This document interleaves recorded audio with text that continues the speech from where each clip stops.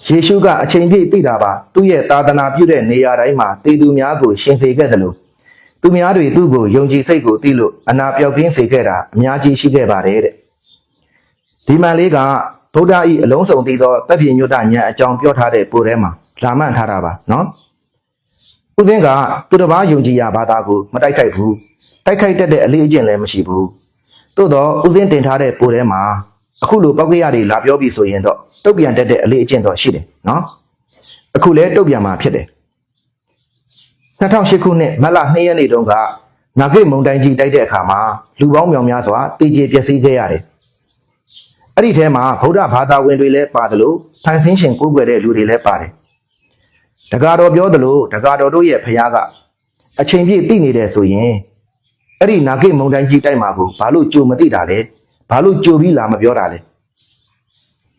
နောက်ပြီးဒီနှစ်မှာငလျင်အကြီးအကျယ်လှုပ်တဲ့အတွက်ကြောင့်လူပေါင်းမြောင်များစွာတေကျေပျက်စီးခဲ့ရတယ်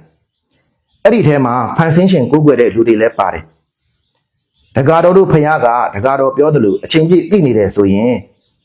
အဲ့ဒီငလျင်လှုပ်မှာကိုဘာလို့ကြိုမသိတာလဲဘာလို့ကြိုပြီးလာမပြောတာလဲအဲ့ဓာတွေကိုကြည်သောအဖြစ်တက္ကတော်တို့ကိုးကွယ်တဲ့ဖခင်မရှိဘူးဆိုတာထင်ရှားပါတယ်နော်မရှိလို့လည်းပဲရာဇဝင်ဆရာကြီး H.G. ဝဲက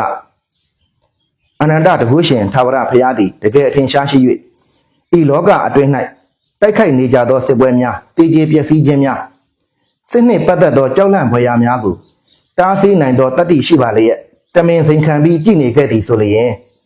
ထိုထာဝရဘုရား၏အဖုံးအကာမရှိသောမျက်နာကိုတရွေးနှင့်ထွေးမိမှာအမှန်ဖြစ်သည်လို့ပြောတာပေါ့အဲ့ဒီရာဇဝင်ဆရာကြီး H.G. ဝဲဆိုတာကလေခရိယန်ဘာသာဝင်ကြီးဖြစ်တယ်နော်